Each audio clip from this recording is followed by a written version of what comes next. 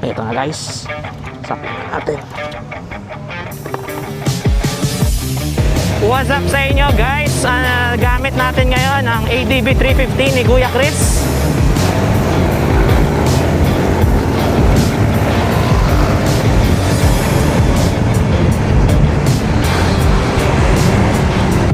Ngayon ko sa kanya yung busina, ang hirap hanapin kasi ang liit.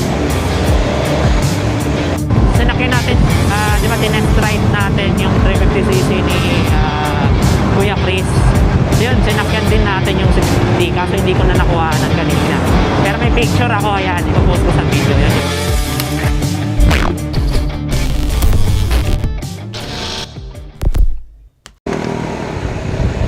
Good afternoon sa inyo guys. Once again, this is Motogrip. This is just a short vlog, no? Uy, dito. This is just a short vlog. So, si Maki, ayun sa harapan natin si Maki. Gamit natin ngayon ang ADB 350 ni Kuya Chris. Pinatest ride sa atin.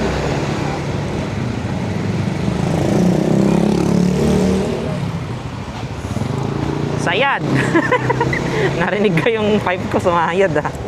Ang baba kasi ng ground clearance nun eh. So, binubudol ako ni Kuya Chris na mag-upgrade from my TechMax to this ADB 350. Ang problema ko dito sa ADB 350 guys, sobrang tangkad niya. At ang tiptoe ko masyado. Pero kayang-kaya ko siyang dalhin. Pero feeling ko, pag nasa ano na ako, traffic, mahihirapan ako dito.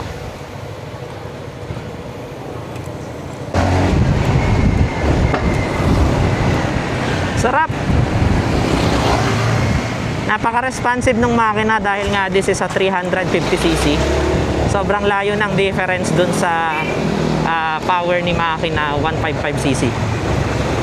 That's a 200cc difference. Ito sobrang ano niya gamitin, no? Tsaka ang gaan niya guys, oh. Ang gaan.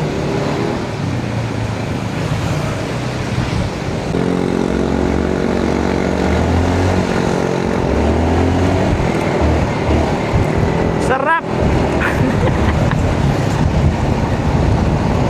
Ang manibela ba ay diretso? Diretso din ang manibela. Siyempre, Honda yan eh.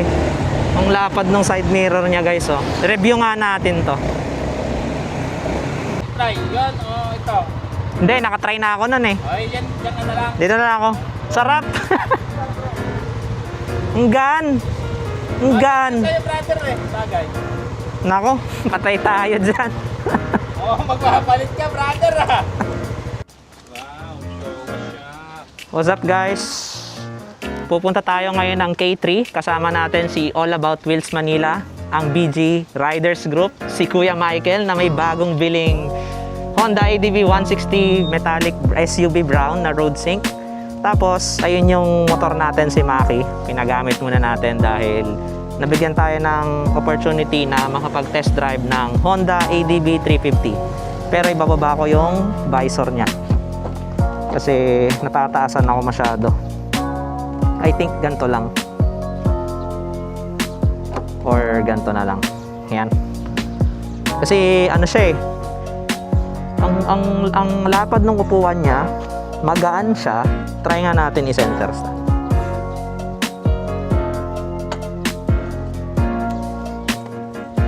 Ang dali niyang i-center stand compared kay Maki. Si Maki sobrang bigat.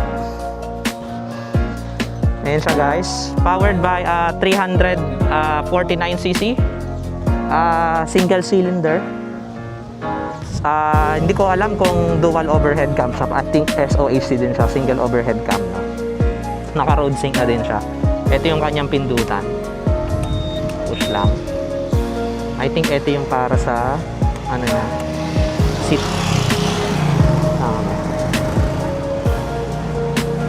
Seat fuel, gitna pala. Ito ang kanyang compartment. Napakalaki ng compartment niya guys. Ayan. At malaking-malaki yung motor.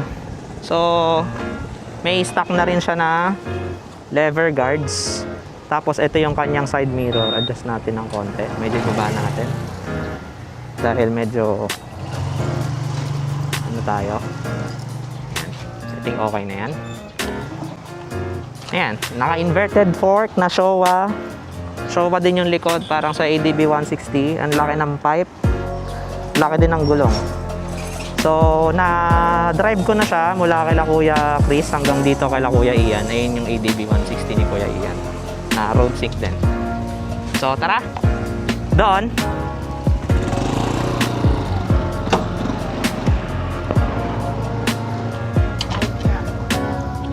Ito na guys. Sakyan na natin.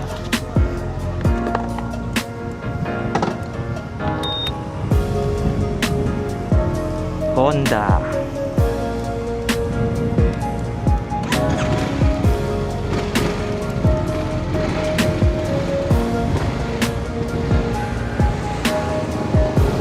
Ang medyo mas maliit yung turning radius niya compared sa usual na Honda ADB 160. Ito, nakita ko kagad nung ni-U-turn ko doon. Medyo ano niya, turning radius niya. Medyo kinakabahan ako guys kasi ang tiptoe natin eh. Although nakapag-drive na ako ng malaking motor dati, ang na-drive ko is ZX6R. Nag-rent ako dati ng ZX6R. Pero yung 6R kasi abot ko. Hindi ako flat foot dun sa 6R, pero abot ko siya.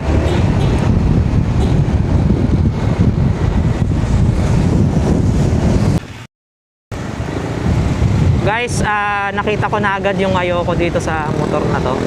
So, isang ayoko sa kanya yung busina, ang hirap hanapin kasi ang liit.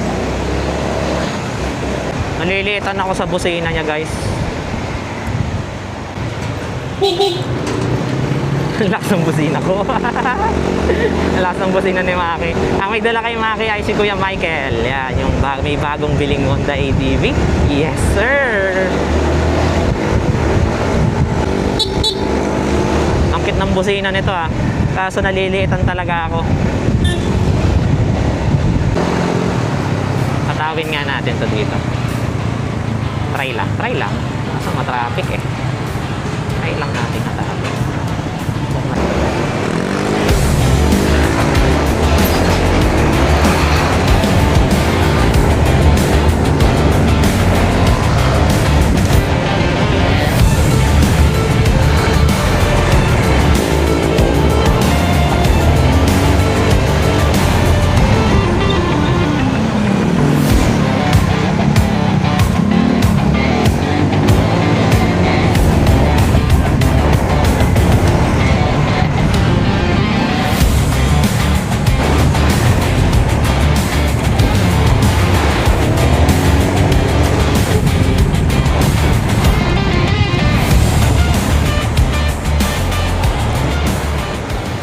So ayun guys, technique ko pagka gantong matangkad ang motor, ayan isang paa lang yung binababa natin. Ganda, ang lakas ng acceleration. Feeling ko maninibago ko pag dinala ko na naman si Maki. Dito na magkakaalaman. Ito yung traffic eh. So ako nahirapan eh. Kadibdib ko na yung handlebar ko.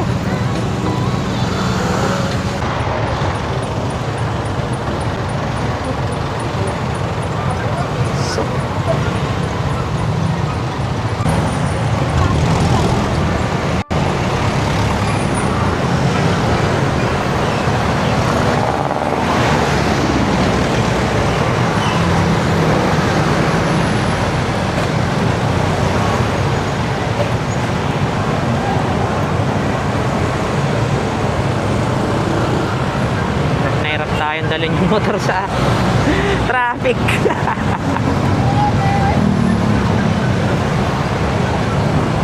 Grabe yung ginagawa ang kalsada ng Valenzuela.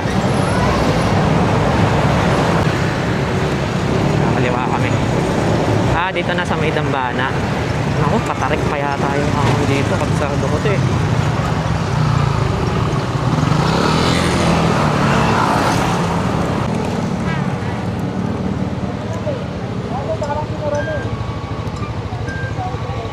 Diyan.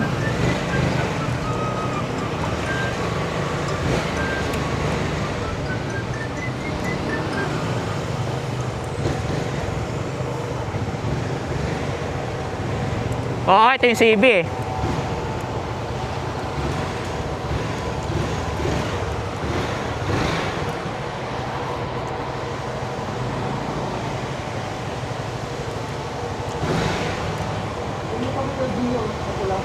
Oo.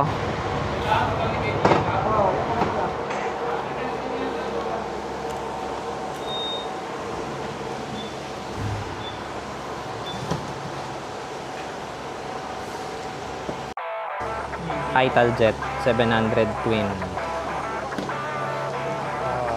Naka Akrapovic.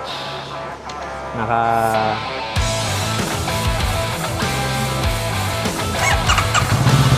yun.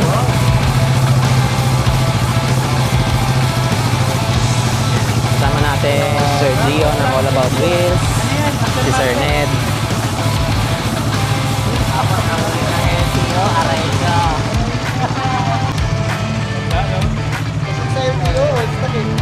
Basta sa LTO. Palo ko sa kanila pagka Ano na, sabihin nila, dapat yung tambutin mo ganun. dapat yung maliit mo. Ano may kayo eh? Ganda sobra na nasa baba.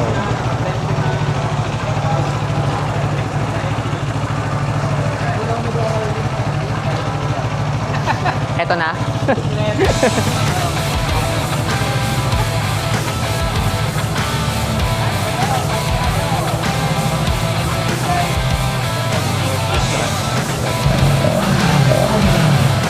Ayun na, binumba na.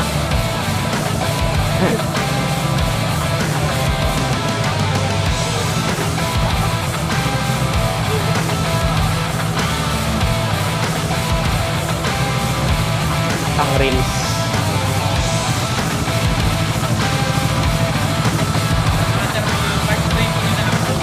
March 20.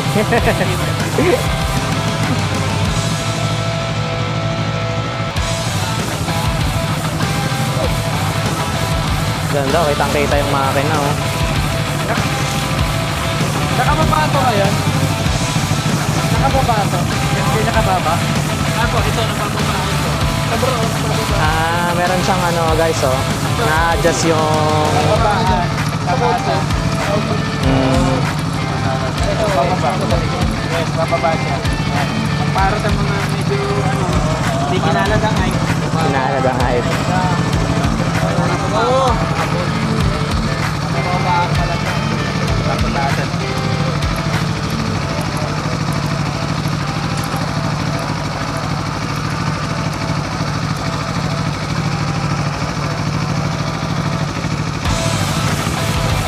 Grabe.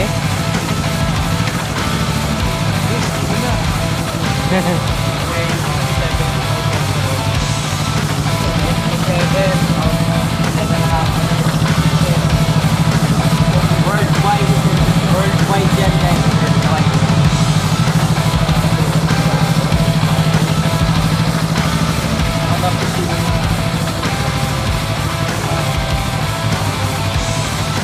Angas ng winglet niya dun, guys, oh. Yung mga winglet. Naka-Brembo na din sa na brake system. Harap likod.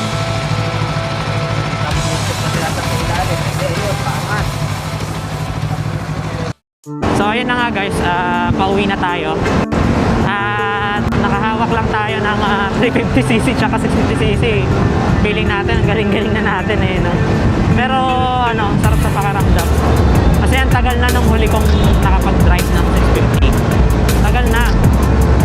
Sinakyan natin, di ba tinest ride natin yung 350cc ni Kuya Chris. Yun, sinakyan din natin yung 650 kaso hindi ko na nakuha ng kanina. Pero may picture ako, ayan, ipopost ko sa video, yan yung picture ko. Kasi di ako naka-helmet niyan eh. Andun kami niyang kanina sa K3. Pinakabitan natin si makina ng crash guard. So yan, thank you Kuya Chris sa opportunity, no? Thank you kasi at least kahit wala pa akong pambili sa ngayon, hindi ko pa kayang bumili ng CB650 pero nakita ko na parang yun na yung gusto kong first big bike ko, CB650R na e-clutch. Ganda guys, ang ganda. Maraming salamat po guys sa inyong panonood. Don't forget to click the like and subscribe button para updated ka sa mga uploads natin. No? Click the like, click the bell icon guys. Maraming pong salamat.